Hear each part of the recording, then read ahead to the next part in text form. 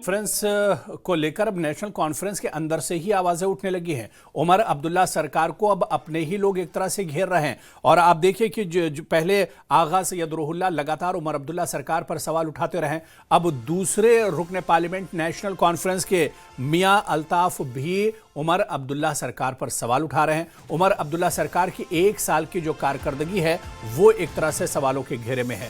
Opposition तो लगातार सवाल उठा ही रहा है, लेकिन खुद एनसी के जो सीनियर लीडरान हैं, एनसी के जो रुकने पार्लियामेंट हैं, उमर अब्दुल्ला के जो करीबी हैं, अब वही उमर अब्दुल्ला की कारकर्दगी पर सवाल उठा रहे हैं।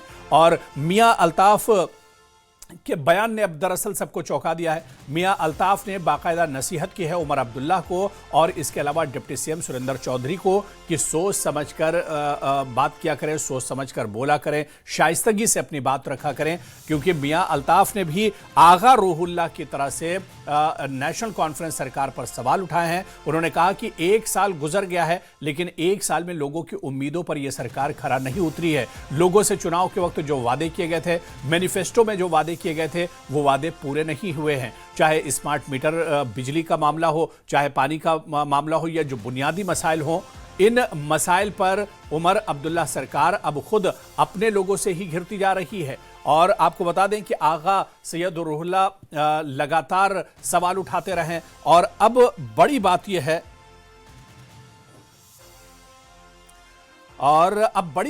कि मियां अल्ताफ ने भी उमर अब्दुल्ला सरकार को घेरा है।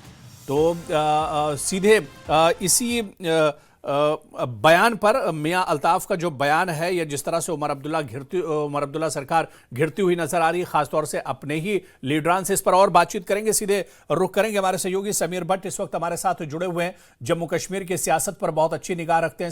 समीर, उमर अब्दुल्ला सरकार दरअसल जो अपोजिशन लीडरान थे, जो दूसरे जो पार्टियों के लीडरान थे, वो तो लगातार उमर अब्दुल्ला सरकार की बखिया उधेड़ रहे थे, लेकिन अब खुद उमर अब्दुल्ला सरकार अपने ही जो सीनियर लीडरान हैं, जो एमपीज हैं, या जो उमर अब्दुल्ला के बहुत करीबी हैं, वही अब सरकार पर तनकीद कर रहे हैं।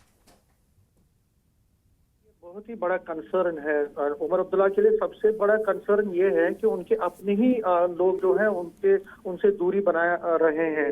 देखिए, पहले आगा रूहुल्लाह का जो था वो तो पहले तकरीबन एक साल से लगातार, जब से उमर गवर्नमेंट बनी है तब से लगातार वो पार्टी के खिलाफ, या हम ये कह सकते हैं पार्टी को जता रहे थे कि ये करिए वो करिए, आप ये नहीं कर रहे हैं। लेकिन मियां अल्ताफ जो है, मियां अल्ताफ आप बोलने लगे हैं, ये बड़ा कंसर्न है। मियां अल्ताफ के बारे में कहूँ तो मियां अल्ताफ पहले एमपी बनना ही नहीं, एमपी सीट लड़ना ही नहीं चाहते थे, लेकिन जब उनको बहुत फोर्स किया गया, क्योंकि वो जम्मू कश्मीर की पॉलिटिक्स को छोड़ना नहीं चाहते थे, लेकिन जब उनको बोला गया कि आपको सेंटर में जाना है तो वो चले गए, फिर फोर्सबली चले गए। लेकिन अब वो भी कहने लगे हैं कि जो हम वादे कर रहे हैं लोगों के साथ, हमें सोच समझ के बोलना चाहिए। उन्होंने याद दिलाया कि उमर अब्दुल्ला ने ही कहा था कि यहाँ पे मीटर नहीं लगेंगे या यहाँ पे फ्री पावर दिया जाएगा। तो अगर आप उन वादों को पूरा नहीं करेंगे तो लोग कल सवाल पूछेंगे। कहीं ना कहीं वो निश्चय दे रहे हैं। मियां अल्ताफ एक बड़े नेता है, और वो भी रूहानी नेता है। जिस तरह से आगा रूहुल्लाह का रूहानियत पे रूहानी लीडर है, पॉलिटिकल लीडर तो है ये, लेकिन रूहानी लीडर है।